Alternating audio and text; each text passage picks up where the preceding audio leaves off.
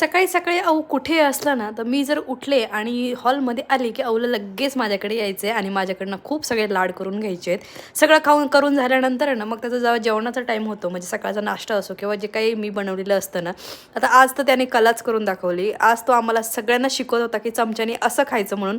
म्हणून मी पण आयडिया लावली, की चमच्याच्या टोकाला भात लावायचा आणि अहो तो तोंडामध्ये घालायचा आणि तो खाल्ला जायचा. सो मला ही ट्रिक आहे ना, आज सकाळीच भेटली. त्याच्यामुळे मी तुमच्याशी शेअर करते आणि आम्हाला सगळ्यांना तोंडात चमचा घालून शिकवतं, की असाच चमचा पकडायचा आणि असा धरायचा आणि हसत खूप होता.